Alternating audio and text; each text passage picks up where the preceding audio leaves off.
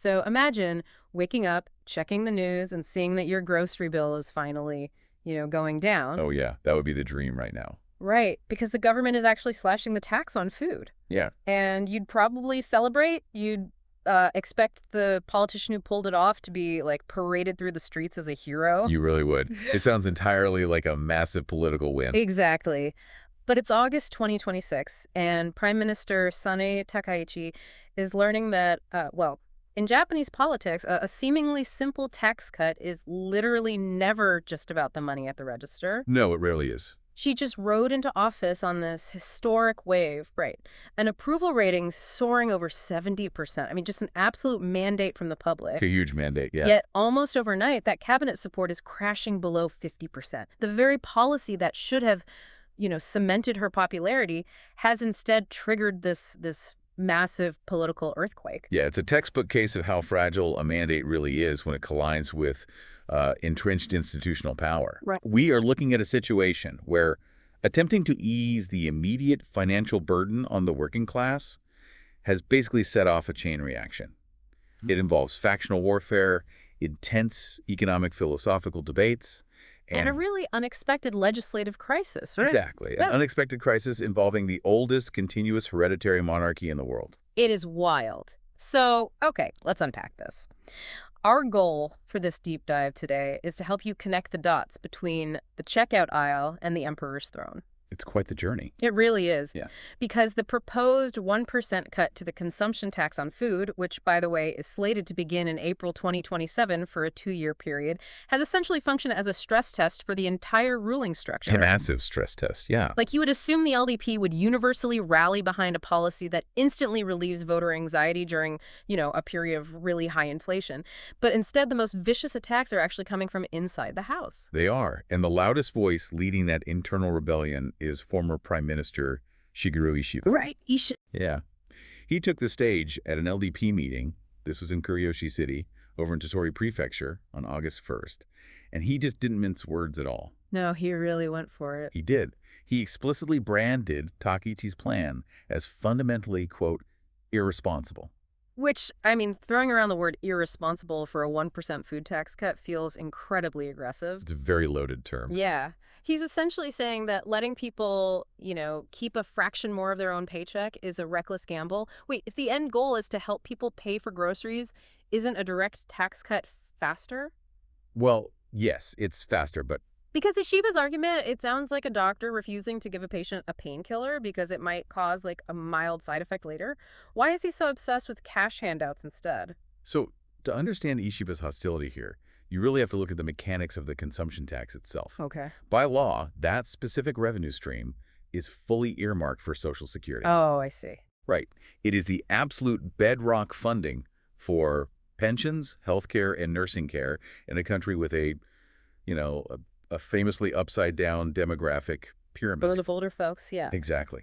So in Ishiba's view, you cannot simply sever a vital artery of Social Security funding without simultaneously presenting a fully costed alternative revenue source. But surely, a temporary 2-year 1% cut on food doesn't literally bankrupt the Japanese state. It sounds like he's projecting a worst-case scenario just to protect a principle. He is projecting a macroeconomic domino effect. That's his angle. Okay, walk me through that. So Ishiba argues that if you signal a willingness to arbitrarily cut the consumption tax, you signal fiscal indiscipline to the world. Ah, the markets. Right. If global markets perceive that fiscal health is deteriorating, confidence in Japanese government bonds drops. That inevitably weakens the yen even further. And since they import everything. Exactly. For a nation that imports the vast majority of its food and energy, a weaker yen imports higher inflation. Mm-hmm. So his argument is that this tax cut will ultimately spark an inflationary fire that just burns the very citizens Takaichi is trying to save. Wow, okay. Which brings us to his proposed alternative, right? He's sort of reverting to his 2025 playbook, demanding benefits rather than tax cuts. Yeah, that's his long-held stance. He wants to maintain the tax rate and issue cash handouts instead. But let's pressure test that logic for a second. Sure. If the house is on fire, meaning people literally cannot afford groceries today, why insist on taking their money through taxes, filtering it through this massive bureaucracy, and then mailing them a check months later? It seems counterintuitive. Right. Why not just let them keep the money at the point of sale? Well, that administrative friction you just described, that delay, is actually what Ishiba views as a feature, not a bug, of fiscal conservatism. A feature. Yeah. Collecting the tax maintains the baseline revenue structure intact. It preserves the integrity of the system. Then, the government can theoretically target those cash handouts precisely to the lowest income brackets who need it most. So means testing it. Right, rather than giving a universal tax break that, benefits wealthy households just as much as poor ones. Okay, that theoretical targeting sounds great in a textbook, but economists looking at the actual data are kind of tearing that argument apart right now. They absolutely are. Like economist Takaichi jumped into this fray to point out the actual math. He notes that a 2-year food tax cut of 1% leaves a revenue gap of roughly 10 trillion yen. And 10 trillion yen is, a massive figure in isolation. But Kadokura argues it's entirely manageable within the current macroeconomic environment. Because of inflation, right. Exactly. His counterargument relies on the mechanics of inflation itself. Yeah.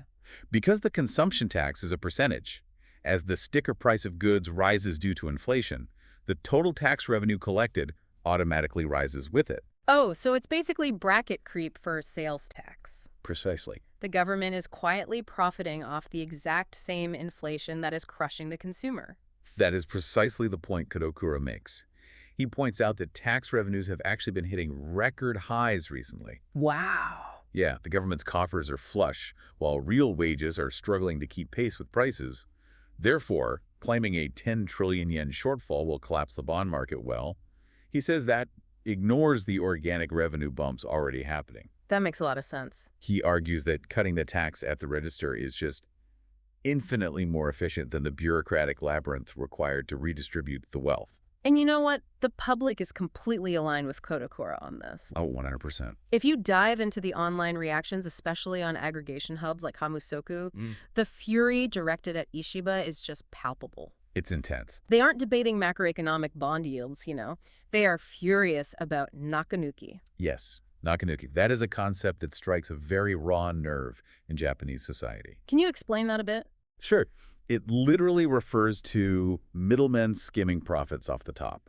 Right. So the public views cash handouts basically like pouring water into a bucket full of holes. That's a great way to put it. By the time the government walks it over to you, half the water has leaked out to administrative fees. When they announce a cash handout, the public doesn't see targeted relief.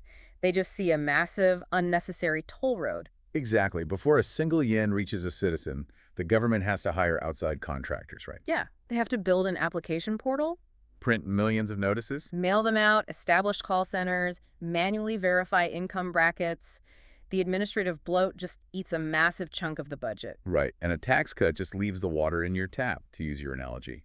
No forms, no waiting, no middlemen. Exactly. And the commenters on these sites were also quick to highlight the sheer hypocrisy of Ishiba. Oh, definitely. They pointed out that Ishiba championed handouts when he was prime minister back in 2025, but largely failed to deliver them efficiently. Right. And there's also a flaw in who actually gets the money. Yes.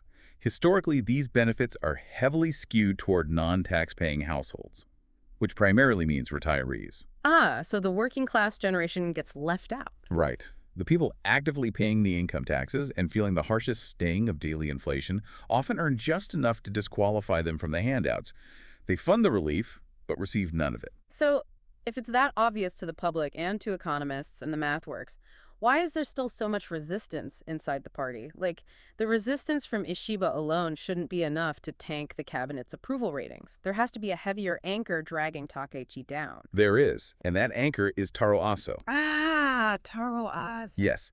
The resistance isn't just a lingering debate from a former prime minister. It is a direct confrontation with the vice president of the LDP, who happens to command the only remaining official faction in the party. Here's where it gets really interesting.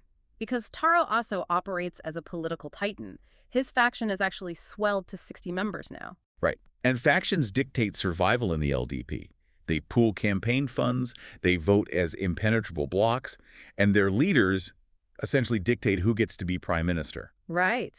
Takaichi's in office today because Aso's faction delivered the critical votes during the last leadership race. Which makes that July 28th meeting at LDP headquarters so explosive. Unbelievably explosive. According to the sources, Takaichi presents her finalized 1% tax cut plan, and Aso tells her, straight to her face, quote, "I oppose it, but I must respect what the prime minister decides." Yeah. What's fascinating here is that statement is the political equivalent of a mob boss telling you, it's a nice store you have here. It would be a shame if something happened to it. Totally. He is publicly washing his hands of her flagship policy, and his opposition is rooted in his own decade-long crusade. Reminds us of his history there. Well, under Shinzo Abe, Aso served as finance minister for nearly 9 years. Right, a long time. He was the primary architect of raising the consumption tax twice. He bled immense political capital to secure that revenue stream for Social Security. So he spent a decade building that wall, and Takaichi just showed up with a sledgehammer without asking his permission. Exactly. But it's deeper than just policy pride. Aso was actively maneuvering behind the scenes to expand the ruling coalition. He was talking to the opposition, right? Yes. He had been quietly courting the Democratic Party for the People, the DPP, to join the coalition. The DPP leadership strongly opposes a consumption tax cut. Oh, wow. So Takaichi blew up his whole plan. She did. By unilaterally announcing this policy, Takaichi obliterated Aso's delicate diplomatic groundwork. His camp felt openly embarrassed by the very prime minister they installed. It sounds exactly like a corporate boardroom where the founder Aso puts a new CEO Takaichi in charge, but then gets furious when she actually tries to steer the ship. It's a very apt comparison. Is Takaichi actually in the driver's seat here, or is Aso? Because look at who holds the levers of power around her. Right, the Secretary General of the LDP is Shunichi Suzuki. And he recently went on record explicitly calling Aso's faction the backbone of the party. Yes, and crucially, Suzuki is Taro Aso's brother-in-law. Oh man, so Takaichi is just completely encircled by the Aso machinery? What's fascinating here is the delicate tightrope Takaichi is walking. She has a structural reliance on Aso's faction, but she's trying to pass populist economic policies they fundamentally oppose. But, even an internal factional Cold War over tax policy doesn't fully explain the floor falling out of her public polling. No, it doesn't. We are talking about a GG press poll from July 16th showing a massive 14.3-point drop to 49% support. A huge hit. Yeah. And a Mainichi poll had her non-support rate actually overtaking her support rate 44% to 41%. The underlying source material points to something else entirely as the actual anchor dragging her down. That's right. The messy tax debate is a factor. But the primary catalyst for the sudden drop is the profoundly rushed, highly controversial revision to the Imperial House Law. Okay. Yeah, that passed the Diet on July 17th. So now we are moving from grocery taxes to the hereditary rules of the chrysanthemum throne. We are. How on earth did a debate about the consumption tax collide with the deepest traditions of the Japanese imperial family? It all stems from Aso again. Of course it does. He leveraged his immense power to break a completely unrelated parliamentary deadlock.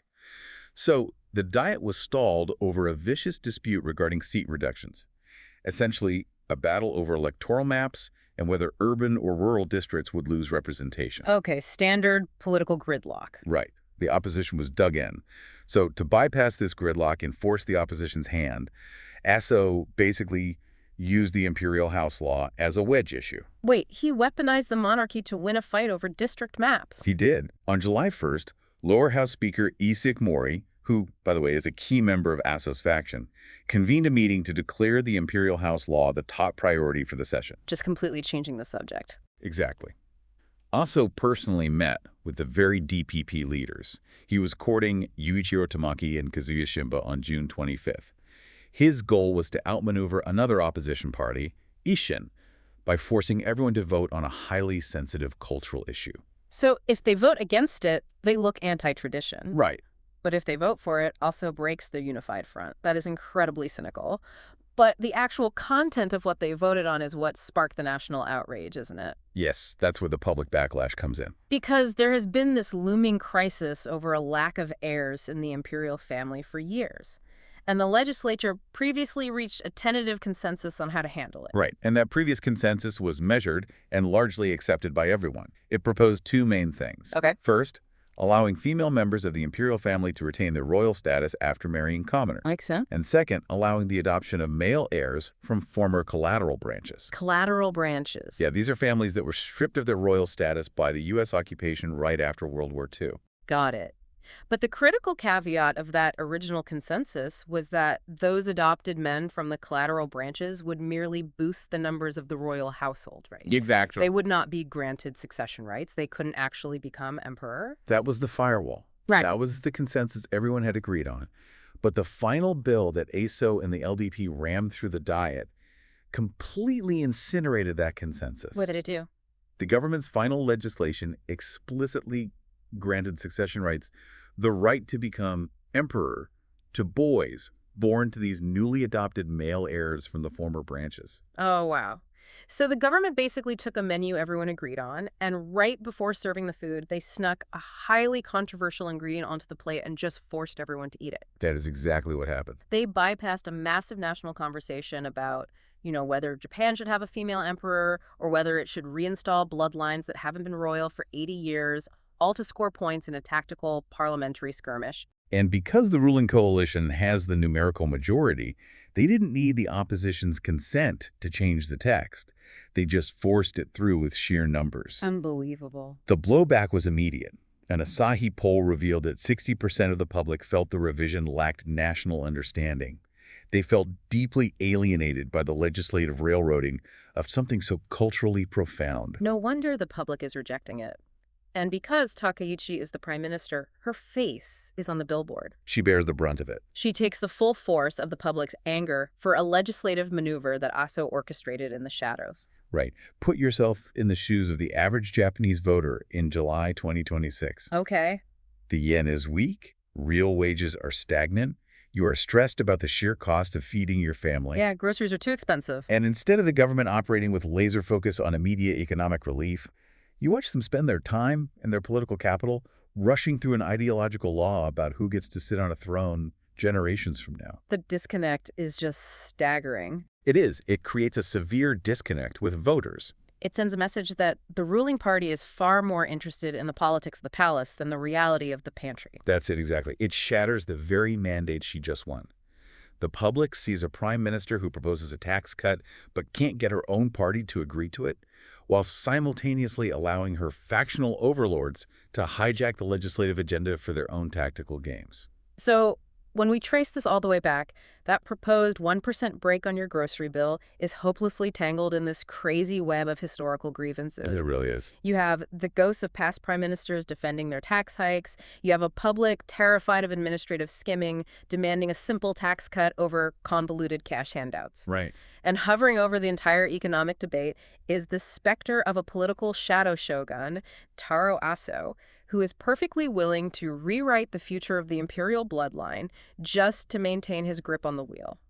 It forces a severe reevaluation of where the true center of power actually lies in Japanese politics right now. Which leaves us with a critical turning point to watch out for. As the inevitable August and September cabinet reshuffles approach, the fate of one man is basically going to tell us everything. Yes. If Shunichi Suzuki Aso's brother-in-law is removed from the powerful Secretary General post, it won't just be a staff change. It will be the declaration of an open civil war within the ruling party. And if that open civil war breaks out, the ultimate question remains when political survival and factional dominance become the absolute sole focus of the ruling class, who is actually left steering the national economy. That is the question you really have to mull over. The engines are running, the ship is moving, but everyone on the bridge is fighting over the steering wheel while the passengers are just trying to afford the buffet. Well said. Thank you for joining us on this deep dive. Keep exploring the sources, keep questioning the headlines, and we'll see you next time.